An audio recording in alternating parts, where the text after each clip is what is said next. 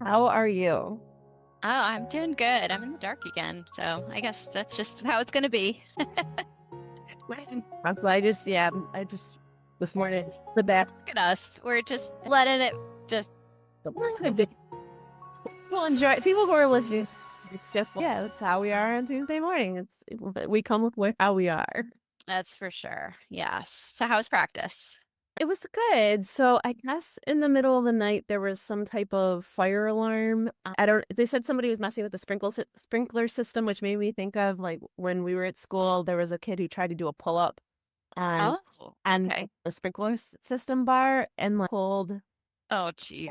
bring down and then flooded our dorm. So it sounds like something similar happened. Long story long is that the athletes were up at like 1 in the morning and they didn't get back into the dorm until 3 a.m. So some of them have exams today. So then we had two people from before were missing. And then I think there was one other person who was sick. We have strep going around on the team. So it was like a not a hodgepodge, but the 1V they split into some a quad and a double and went out.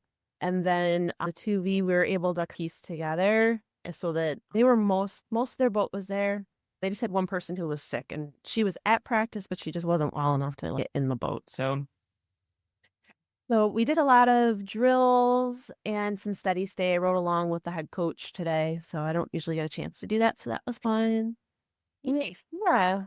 Yeah, that I thought you were going to bring up. I don't know if you knew about our fire story. I'm trying to think. That may have been my senior year. So maybe you weren't even there. Or maybe I wasn't there. So what's your fire story? You know how did you ever live in Hadley? I know it was right next to Governor's. Yeah, I didn't live in Hadley, but Tim did with my husband. So yeah. Okay. Yeah. So I remember I was the first person to live in the apartment in Hadley. They were the new on-campus apartments at UB. So anyone listening to this, if you visit UB in Hadley, yeah, at one point they were new. I'm sure they don't look like Where are you they're bringing? it was really exciting to be part of the first group to live there. And the way that they're built is they're like 3 floors and they have 4 bedrooms in each apartment and then 2 bathrooms, one on each side, 2 bedrooms, a bath, 2 bedrooms and a bath, and a living room and a kitchen in the middle. And then the shared stairwell, and then and the same layout for all 3 floors. So we knew both the people above us and the people below us. So the people above us, Janet's roommates. So they were all of her friends from freshman year, and they had been roommates all the way through. And then they were roommates up a floor above us. It was Courtney and I were in the middle at the second level. And at one point, it was Kelly on the other side. Jessica was there.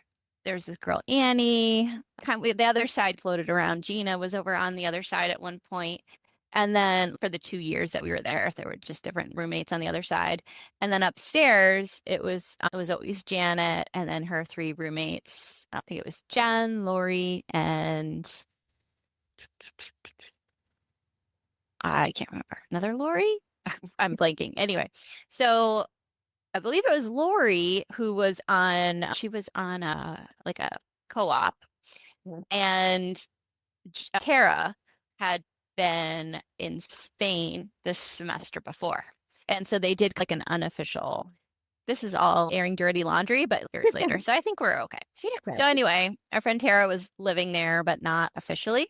And the bathrooms, the way they were set up, if you remember, like you walk through and it had the double sinks on one side, and then the other side of that was the bathtub, the shower bath kind of thing.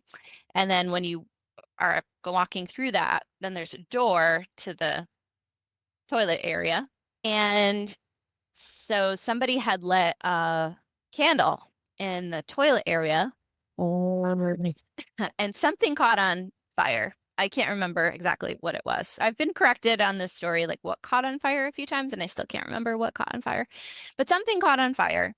And I'm downstairs from them, right? So and all I hear is all this running around. What the heck are they doing up there? And it was, and finally they came in and they burst in. They said, "Do you have any buckets?" I'm like, "Buckets? What are you doing?" They're like, "There's a fire. There's a fire." I'm like, "Oh my gosh." So the first thing I did was look under the kitchen sink to Yeah. see if there was a fire extinguisher. Then I walked into the stairwell to see if there was one. There were no fire extinguishers because they told us that because there was a sprinkler system, their fire code didn't require there to be a fire extinguisher. But the sprinkler was outside the hall. It was in the hallway. So before it would be set off, because those things have that wax that melts, before that was going to happen, the fire would have had to go through that toilet room and then through the shower and sink room to get to the hallway, which would have been like a massive fire by that point. So they were trying to put it out. Somebody put the shower on, and I don't even know. So we ended up all obviously getting out and then standing there, not sure if our whole apartment was going to burn down. Um, They were able to get it under control, and the rest of us were able to go back in and very minimal damage. So they did get the fire under control, but I don't know the story on that. But the people, it was on Janet's side. It was her bathroom and Tara's, and they couldn't go back in because there was a lot of like ash and just like it was not everywhere. Yeah. and they back then there was no cell phones if we had them. Who knows? Some people didn't. And I remember it was a big deal because the only thing we had was our phones in our room. And the people had come through and unplugged all the phones. So like poor Janet had like no communication. There was like a family emergency she didn't find out about until later. It was crazy. But yeah, I just remember thinking like, who came up with that idea? Sprinklers and no fire extinguishers? That was all of our gut reaction was like, to put the fire out while it was still possible. Yeah. Yeah. Anyway, that was our fire story. Yeah. We all lived. Yeah. Survived. You don't think about that. Like we had our oven fire. I think that was last year. And of course we had the extinguisher.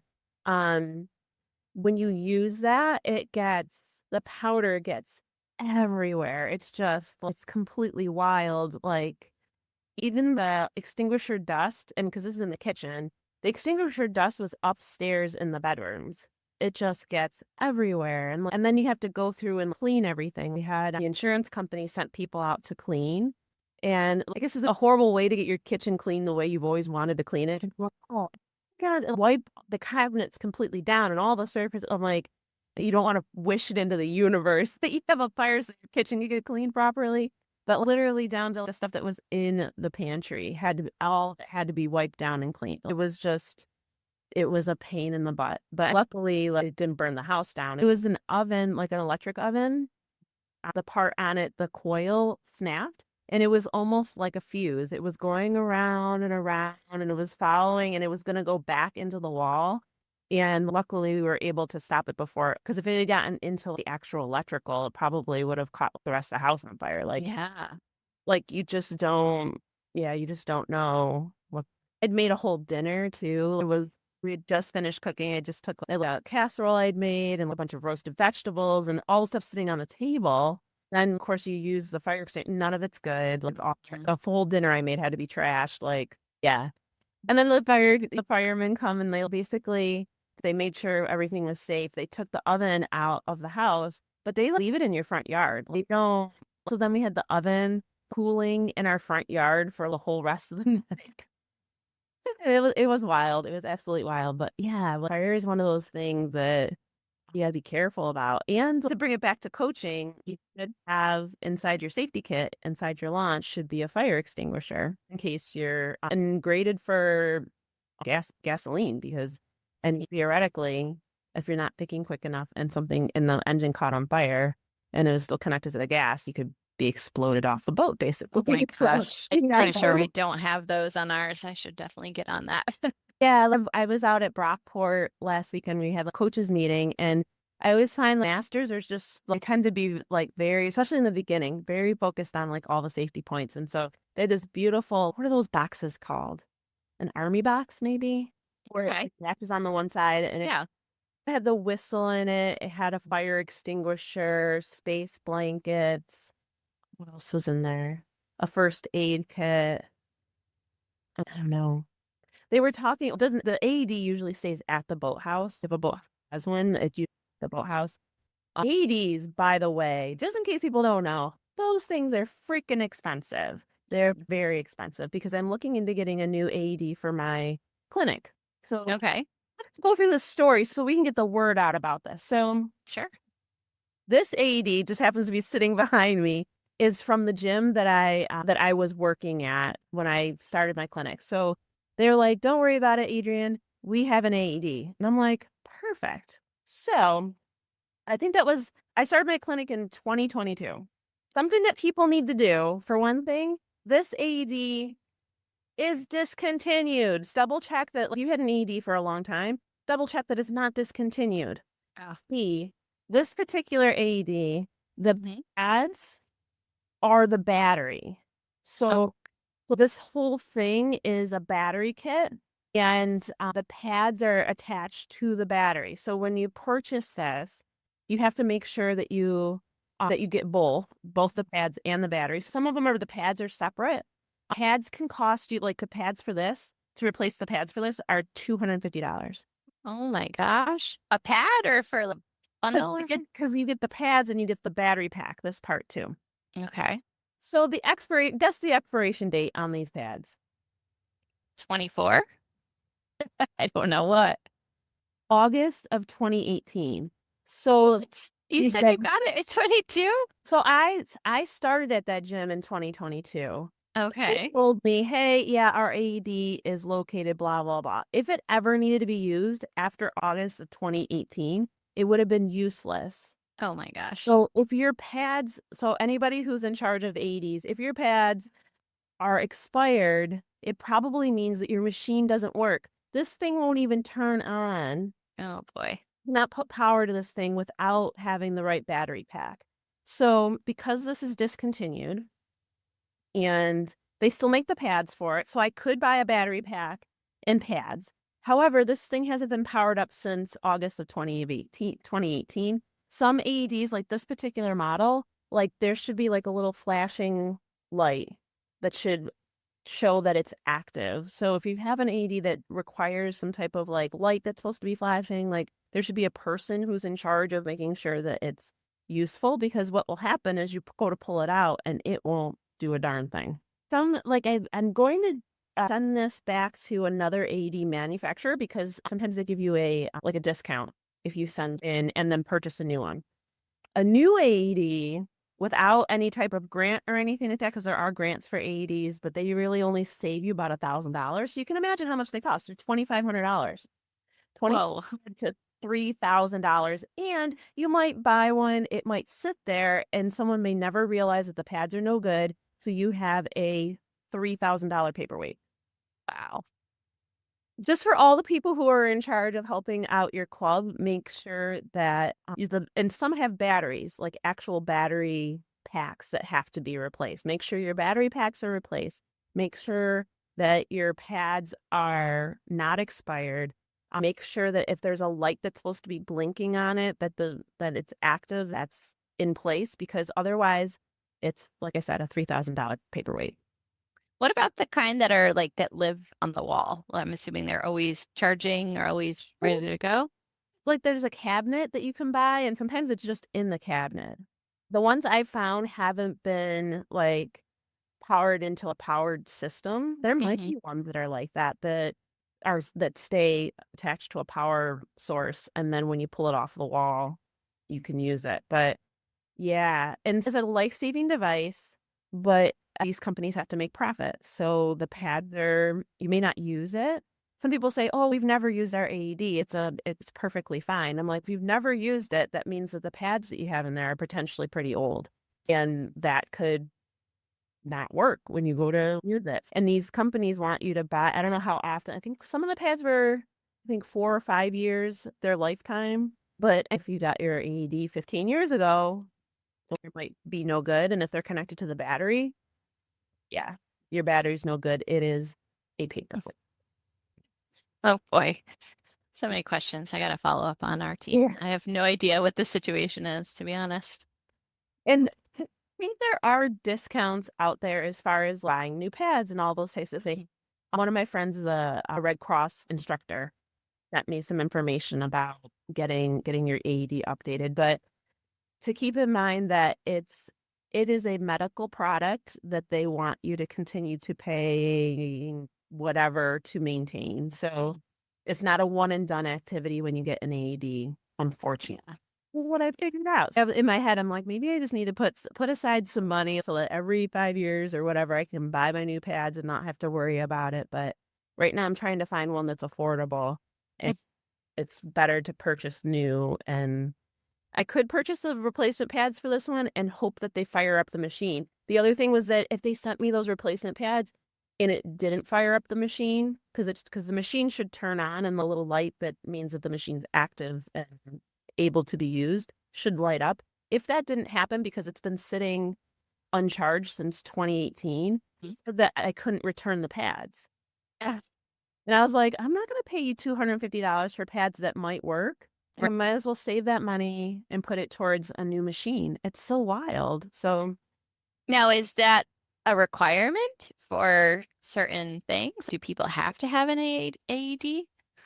if you're doing anything where you have someone who at my clinic, I have people exercising. Right. So it's a good idea and as far as a physical therapy standpoint, like I have all my other stuff. I've got my CPR mask and all my first aid set up. So theoretically, you don't necessarily have to have an AED unless there's a rule out there that I don't know.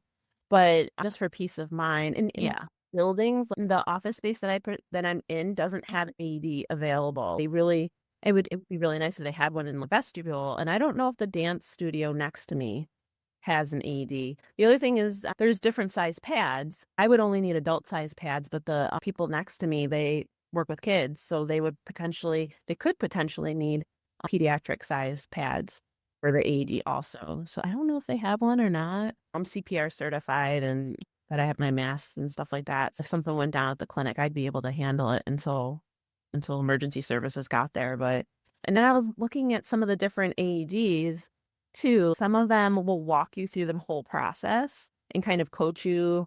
One of them I was looking at, the pads actually they're connected a little bit and they have a little X on there. And when you put the pads on, you're able to press on the X, and that's where you're supposed to deliver the CPR. Having that extra guidance in an emergency is a neat thing. And in that particular one I was looking at also will warn you if you're not doing enough depth to be functional. So yeah, it's something you hope you never have to do. I've taken CPR training, I don't know, I'm 47, and I've been doing something for PT schools probably when I first took, so when I was 20. So I don't know, 27 years of CPR training on and off every 2 years, and never personally had to use it. Like in the hospital setting, I wasn't the type of person who would have to do that. Like usually if someone was like in that type of condition, there was like a thing that you would pull and that like an instant alert. And so then within seconds, a nurse would be there and they would potentially,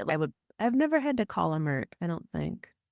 Some of my other coworkers have had to do that, like where you've been working with somebody and they code on you. But I don't think that's never happened to me. I've had people pass out, but I haven't had people code. Yeah. Yeah. So I'm not going to be the first in line, especially in a hospital setting. Maybe in a treatment clinic setting, like you would definitely have to get in there and do the CPR. Yeah. So, yeah, there's a lot of interesting things, like especially like from like a rowing standpoint. Actually, if you're out there with masters, but even if something could happen to a young athlete also too. Just the idea of being able to get your launch over to them, and then how you can't deliver CPR with someone's lying on a rowing shell. Yeah. So with a lot of moving parts to what happened, when to get that kind of help if they needed it. When that type of situation, and hopefully we'll never have to be in that type of situation in a rowing standpoint. Yeah. Yeah. Well, No, that was an interesting tangent. We talked about fires, we talked about AEDs and CPR, all Right? really good stuff. I know we had talked about talking different seats in the boat if you want to chat Sure. about that, because now you're in the thick of it of putting people. I don't know if you do that or do you help plan out? A little bit with the four that I've been following, just because I'm more familiar with them. Yeah. I think as you start to do seating, stroke person you always think of first, and what does it take to be a good stroke? How well can people follow that person? Are we doing anything extreme? Like Mhm. anything extreme on the front end or the back end is really hard to follow. It doesn't necessarily need to be your strongest person. However, they need to have consistency and strength. You don't have to be the fastest erg score, but a faster erg score and consistency and strength is key. And I think you know a stroke person when you see them in a gym. Like we've been in the training center a lot, and a sea of people, you know who could potentially make a good stroke person just by looking at how they handle the erg. Can they hit the rates? You mean, can they hit the rates consistently? If I tell them get down to an 18, can they at least get close? Like bringing the rate up, can they do it without getting chaotic? There's a certain amount of composure Yep. because higher rates can get a little chaotic when you're getting thrown around up in stroke seat. Do they manage that well? What do you look for in a stroke seat? I think there's different versions of stroke seats. I think that a lot of it also involves the other seats, like especially the coxswain and the seven seat. I think you could have that as a group dynamic where everybody's playing a different role, but they play it really well together. So what you were saying, you might have somebody who maybe isn't always the greatest with finding that rate, but if they have a coxswain who's on top of it and they work really well with the coxswain, they respond well to the coxswain, they bring other attributes to the seat. I think that can work really well. I think somebody who had spent a season before that in 6 seat or 7 seat is sometimes a really good candidate if you're looking, if you had somebody graduate that was your stroke seat last year. I think that's like the training spot for somebody who's next in line because they were pretty close to that action if they were paying attention, if you happen to notice when they were like, if a stern pair was out, if they could do a good job of keeping that same pace when the stroke seat would come out, that's a good person. I think a little stubbornness can be good, but not too much. So there's a lot of different things that could go into being a good stroke seat. 7 seat's my favorite for sure. Just to make our way back down or down. So 7 seat I always thought of as the kind of the person who has the stroke seats back. I never wanted to hear my stroke seat say that they felt rush if I could help it. I wanted to feel the rush before they did, like slow it back or like, be sensitive to the rest of the boat. I think that's a really good 7 seat. And pay attention. As soon as your stroke seat's trying to build up the rate, again, the good coxswain who's planning ahead, giving the calls ahead of time, letting everybody know what's happening, especially when there's something that's changing, right? You're going from either the first 5 strokes to a saddle, or you're going you're going to institute a flutter towards the last 300 or whatever. You got to have really good plan, and you got to have a good coxswain, a good stroke seat, and a good 7 seat to execute the plan so everybody can follow it and knows what's happening. But I think ego is something that is not usually really good in a 7 seat. You can't have somebody who wishes they were stroke C that thinks they're better at stroke than stroke C. I think that can be a dangerous mix. So that's something to watch out for.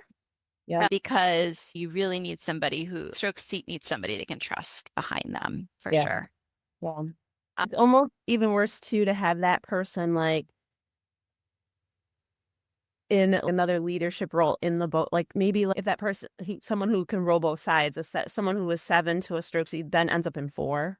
That person can really wreak havoc because they're controlling the back half of the stroke or the back half of the boat, and they could push, or they could be disconnecting the two ends of the boat like that. And not to jump all the way to 4C right now, but 4C has to be on the same page too, Yep. and be able to unify, because there's so much space. Like, you don't think about how big the boat is. Like, it's 20 yards on a football field. It's like Mhm. a lot of length and a lot of people to all be there together. So I yeah, do have to say, it's a kind of jarring if you're used to being in either the stern or the bow, and then you go to the other extreme, which is probably more likely to happen for most rowers, right? Because it's a lot of times based on size, right? If you have people, and it's very rare to have a whole 8 of people who are exactly the same size, you're going to have a variety to some extent. You're going to have most likely the larger, stronger people in the middle, and the smaller, more technical people, shorter usually on the ends. So if you're not in stroke seat or 7 seat or maybe 6 seat, you might find yourself back in the bow 3, which, being that myself, I've done that, and that is like, it's a totally different experience. Like, all of a sudden you're like falling so much in front of you, and it's a different thing. But yeah, we skipped some seats in there. Is yeah, there there's anything you want to say about the middle seats? Any differentiation between six, like six 4 and to 6? 5. Yeah, 6 and 5. Like, they gotta just be able just to hammer it and not have too much of an opinion. Mm, And they tend not to be very opinionated people. I think like mhm. 6 and 5 attract, not, I don't want to say like the happy-go-lucky, but they're just like, we're in this, we're putting our blade in the water. Just let me put my blade in the water. And they're not in the business of, because I feel like the ends of the boat argue about who's doing what. Right. But I feel like the middle of the boat, like, I think the middle boat, in the sense, just 5 and 6, I don't know what you guys are talking about, because we're just here to make sure that we're rowing. I think like the opinionated things start to happen in 4 and 3. Starts to be opinions. There starts to be like 4 and 3 will start complaining about maybe that bow person. You feel like that bow person's really pushing them. I feel some push on the recovery, or I feel some push at the catch, or I feel like I can't drive. But it's always fun to hear like the different descriptions they use in order to blame somebody. So feel like I can't really drive like I want to, which is like basically like just calling out like all the people behind you, or the people, like, it just, yeah, it's very interesting how, or I can't get, or the other one, I can't get up the slide all the way that people talk about, which is basically just accusing the people behind you of rushing. Rushing, yeah. Being too short, yeah. Me too short. Either physically or just on their slide. Yeah. Right. But I feel 5 and 6, I think, are the least confrontational just in general most of the time, I'd because say that. they just don't have, they're not in a position where they're creating a lot of chaos or correcting a lot of chaos. They're really in the middle of it.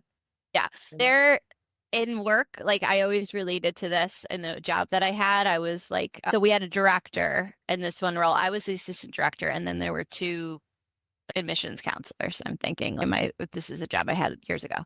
But it was like, I was part of the not director. I wasn't in charge, but I was like a little bit more in charge of the people, like a captain kind of would be, where I'm part of the team, but I'm also somebody who's supposed to be that extension of the coaching staff, or the coxswain is like that too.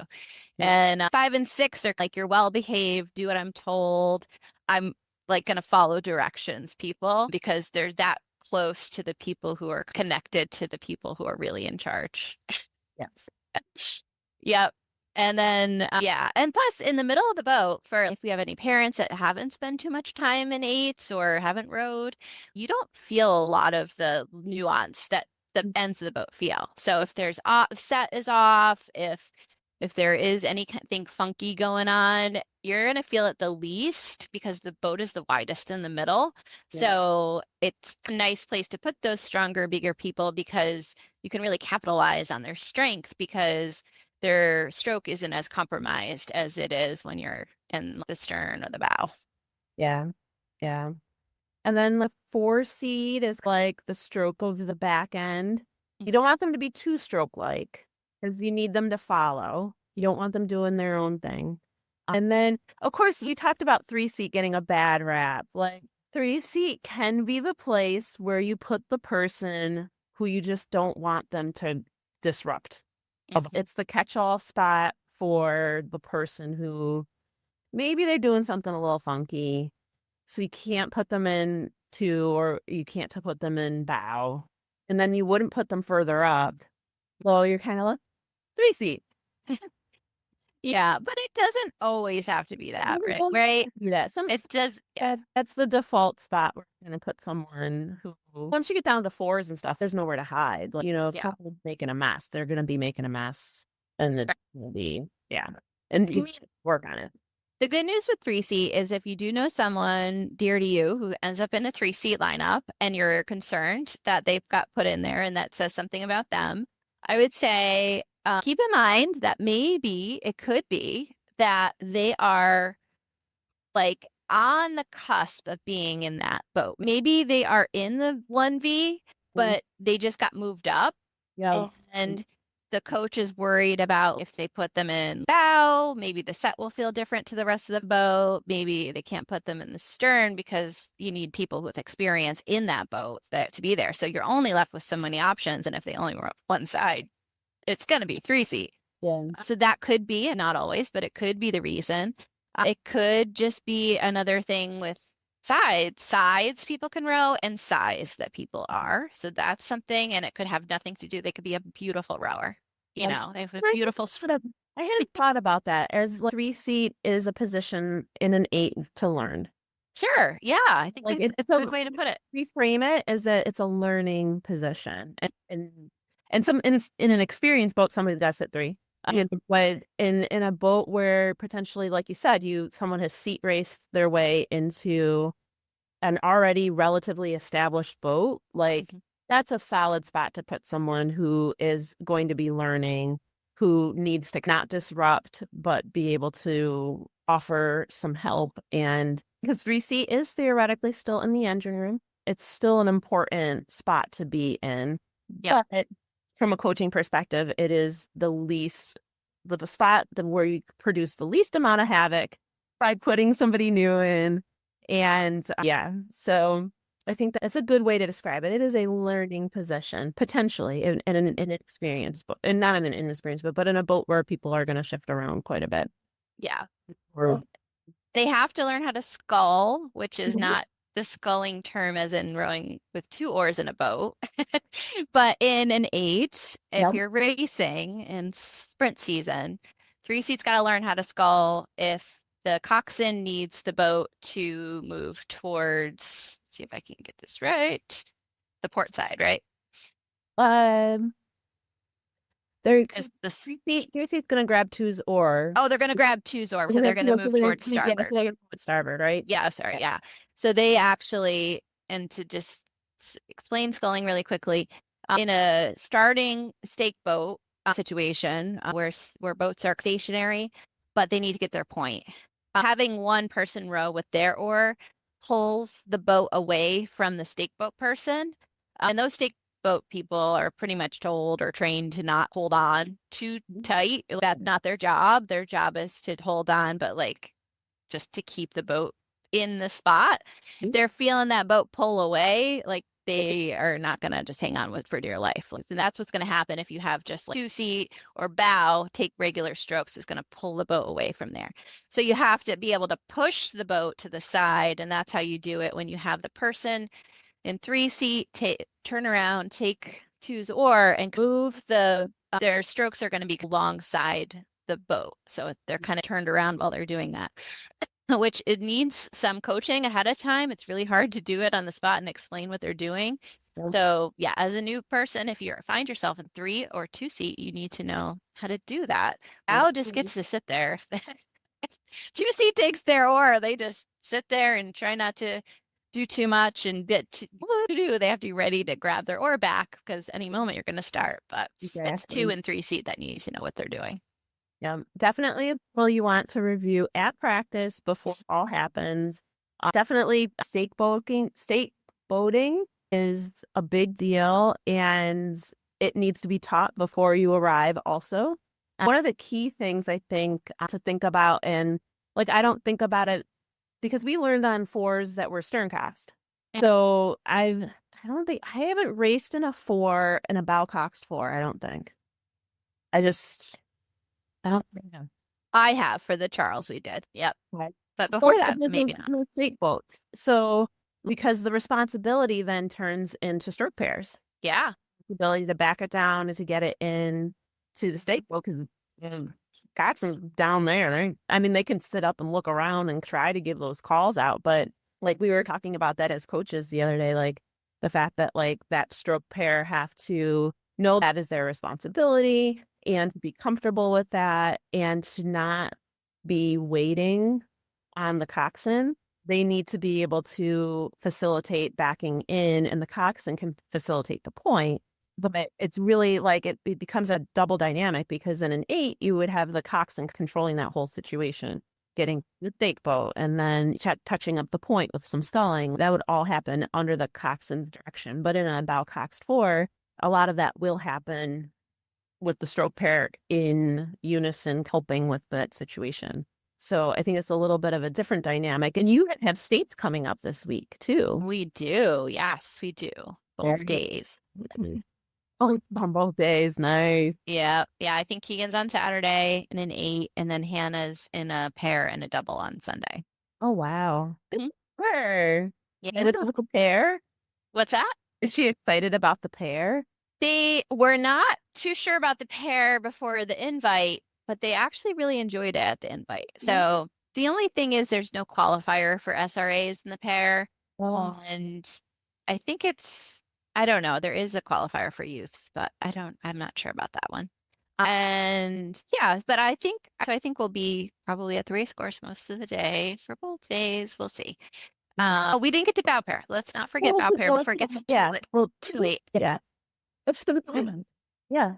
Yeah. So they have to be they should be the most technically perfect, as close as you can get. They really need to have good handle heights between the two of them too. Like you can't have bow with nice handle heights and then 2-seat all over the place. Like what do you call it? Like spaghetti arms, right? Yeah. Floppy, not intentional. You have to have pretty good handle heights and bow pair because that's where all the set is going to be kind of started off and controlled. If you've got bow pair who's got messy handle heights, you're going to feel it in the whole boat.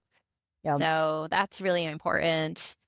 Personality wise, though, I think it's kind of funny because either you have somebody in bow, specifically in bow, they're either going to be somebody that can just talk to themselves, keep themselves entertained, be the goofiest person in the boat because they literally just talk to themselves. There's nobody, they can't control anybody listening to them. 2-seat will hear them. Yeah. But they can't make 2-seat turn around. Yeah, they probably Or you just have somebody who's completely fine being quiet and not bothering anyone and not saying anything to anyone and just feeling like they're in their own little world there. Because again, they're just sitting there and it takes somebody to turn around and actually for them to hear anybody's thoughts. Like if 2-seat's talking, bow seat might not even hear them. Yeah. Yeah. So that's just a funny part about being bow is you feel very vulnerable and you can feel very lonely. Right. Because I have been in bow seat before where we've hit something oncoming. It could be a buoy, it could be a tree. And if it's on your side, it's going to hit your oar first. And can be disconcerting. Yeah. Because you're not supposed to be looking behind you in bow seat. But you have to really trust your coxswain that you have to have a lot of trust. Yes. In bow seat. And I think the level of trust goes up exponentially as you become a master's rower. Especially like if you're a master's rower and you bow your own double or you row the single, like it's very hard not to be checking the point. Like I was rowing in an 8 with Brockport and they put me in the bow and like I had the urge at many points to look behind me. And at one point I did, and I was glad I did because the bridges are really low there. And the coxswain, it was like one of the first days they'd taken out the 8. The coxswain thought the boat could clear the bridge, but it couldn't. And so I could, you know how when you're rowing, you feel something behind you? I could feel it. So I looked and I like instantly laid down and like I was like, everybody duck. Like I Oh my God. probably because I was like, because the bridge was so low. Oh my And like, God. yeah. So being in bow seat, like potentially having your oar hit like a buoy or a tree, or you're going to be the first one to get stuck on the shore. You're going to be the first one potentially who's going to, if you're catching up to a boat and you're too close to them, you're going to be the first person that has to deal with all of that. Your oars clanging, clashing. And then it almost like if you're not in bow and something's happening back there, like everybody else looks back and what the hell bow? You know, like there's this person back there who potentially is like screaming bloody murder about something that we're hitting, and it hasn't gotten to everybody else yet. So everybody's just thinking, oh, the bow seat's talking out of turn again. Bow seat's trying to face something from the other side of the universe, kind of thing. And but it can be a little bit scary. And I do, as like someone who sculls a lot now, like when I'm in the 8 and I'm that far back, I'm like, just making sure, just like pushing more. Yeah, you can't control a lot because in an 8, like at speed, you're not gonna. The coxswain's gonna have to say something about the course. But So I'm interested in knowing first from you as a rower's perspective and second as you as a coach perspective. Do you ever find bow seat or wanting to do this as bow seat while the coach is giving instructions or you're just sitting there or coxswain's chit-chatting with stroke seat or whatever, and you notice that like you're drifting, your point's drifting, like trying to take matters in your own hands and start taking little tiny strokes. Like I want to know Adrien's version, rower Adrien and coach version Adrien. The coach version, if I see the bow seat doing it, I probably, and I can hear that the call didn't come, like I would probably tell them to stop and talk to the coxswain. But as an actual rower, like I'll be the first person to tap it or give it a little back. I don't know. He's gonna notice. So good. I got this. I totally would just do it if I was actually rowing, and then I would yell at somebody if I was coaching. I mean, yep. Crazy thing from the coaches launch, just in general, like as far as coxswains and points, like I always instruct my coxswain. If I give an important instruction, can you just give me a hand?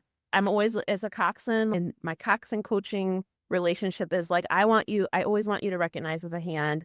Like, I can't hear you. I'm sitting on top of the motor. So if you scream back to me, like I may or may not catch what you've said. But if you got a hand, at least you knew that I vocalized something. Whether you're going to do the right thing is a whole nother thing. And especially a hand for, hey, coxswain, do you see there's boats coming down on your porch shore? Do you see that? Do you see do you see the tree? Do you see all those different things? Or I'll be like, coxswain, do you have a point? And they'll be like, and they'll give me the hand. Or coxswain, are you going to clear that? Like, that's one that that I always throw out there. I'm like, hey, whatever the coxswain's name is, I'm like, do you see that? Are you going to clear it? And they'll give me the hand, and I'll let them, like, even if from the launch it looks a little wonky and I'm like, I don't know if you're going to clear that, I will let them go, because I've learned over time that like from the coach's boat, like you can't see the true angle that they've got. They get themselves into a pickle. Like, yeah, there's definitely been times where the coxswain's like, yeah, I got it, and it's like careen into the tree. Or careen on top of a tree. We did that in Hunter Canal the other day. Like there was a tree that was floating, and it was like they were magnets. And like, Oh yeah. boat was on top of it, and it was getting pulled, and yeah. So, but coxswain's a hard job. Like I love doing it. I love sitting in the coxswain seat. I feel like there's so much boat feel that they get. Being able to get a coxswain to understand that, like to understand the rush and how to correct it. And especially in the 8, like you have the whole vision of everybody blade work and taking the time to clean some of those things up. If you got blades that are coming up this person's sky and this person's level to the water, we get that all evened out. And yeah, I think it's a great spot to coach from. The seat's narrow and I don't fit in it, so I'd love to lose enough weight that I could fit comfortably in a cockpit. Because I usually have to sit on a life jacket and then I have to cross my legs. Yeah. And ride side saddle. Yep. Yeah. And I've never gotten in a Bowcox 4. Me neither. I don't know if I'd even fit. So, Yeah. I guess I probably, as far as height, I probably would, because there's coxswains who are like my height. I just don't. I don't know. Plus, I wouldn't want to be torpedoed down in a moving boat going that fast where they could literally, because the rowers aren't looking, they could literally run you into a pylon if they're not listening. So I'm just kind of a little bit of a dangerous spot. Could be in. Or like stern cox fours. But I know. I know. Do they even make them anymore? Do they even make stern coxswains? I don't know. I don't know. There's still a couple in our boathouse. Yeah. So I love to teach on a stern cox four. It's just such a great teaching tool. Yeah. Coxswains get a lot more information. But I think as far as racing, it's much better, of course, to be in the bowcox, not have that obstructive view and to be able to, it's going to feel weird to be like, I don't know, maybe it's because I just haven't done it. Maybe that should be my goal this year is to see if I can squeeze into a bowcoxed 4 and experience that, because they were like, what if I lying down? It's just the weirdest thing. I don't know. And then some of them I've stuck beach balls. Yeah. Yeah. Or life jackets or Life something. jackets, beach. Some of them actually have the foot pedals to put your feet and like brace against that. And then I don't understand how the whole headrest thing is comfortable, how the chest strap thing actually helps. And there's a lot of there's a lot of That's why sometimes you just see them sitting up. I don't know how they got situated in there, but sometimes you just see them sitting. yeah. All right. I think that was fun. I'm so glad we got to go through the different seats and talk about them. And if anybody has any other ideas or input on what you think of the different seats in the boat, let us know. Yeah, let's put it in the comments. And I would love to do a podcast about the different conferences, the different rowing college conferences, and how that all works. So it's like, even though for college, I have no idea how any of it works. So that would be great if we could tap your knowledge on that, and you could potentially explain college rowing to me. That would. Oh boy. Okay. I'll have to study up. So did your varsity 8 win the Liberty League? No. Oh, I saw that. We came in third. Okay. William Smith came in first, and Skidmore came in second. Those seats, Skidmore, B1, they had they've shot out of a rocket at one point, and it wasn't exactly a start. It was like a little bit after the start. I don't know what they did. I don't know if they did their start and then did the high 30 or something. Then settled at like 38.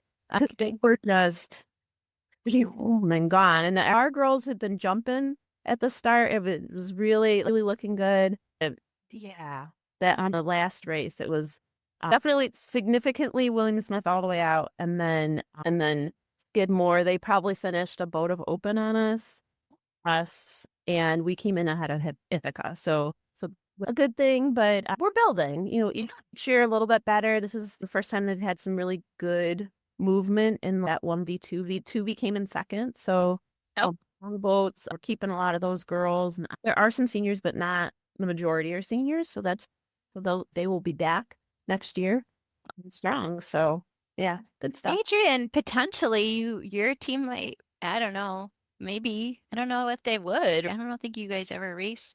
Maybe at Head of the Charles, right? Yeah. Race Washington. I think maybe they take turns. So the girls or the women will be going next year, maybe. So we'll see. You might be racing against Hannah. Oh my goodness. That'd be so cool. Well, Hannah this weekend in her boat meet, and good luck in all of the different races she's going to be in. She's going to have a great time. And Keegan too. Keegan too. So he's making just on Saturday? Yeah, he's in I think it's a U16/freshman 8, I think is what he's rowing in. So he has to go up against 3 Chaminade boats. Chaminade is the school that my dad went to. They did not have rowing when he was there, but he likes to go around and talk to all the Chaminade people when he sees them if he's up at the race. Oh, that's so cool. That's so cool. Yeah. Awesome. Yeah. And if I see Dave, I will say hi. I didn't see him at the invitational, but I know that his team was there, so I just missed him. And I think he was only there on Saturday. Okay. Yeah. The season's winding up to the peak, and then it'll be those last couple races, and school will be over, and it'll be summer, and flows down. We're still very fast. Yeah. But All right. yeah. And have a wonderful week, everyone. And shoot us any comments about those seats and any comments about what you want to hear about, what you're talking about for the next couple podcasts. Sounds good. Thanks for listening. Take care.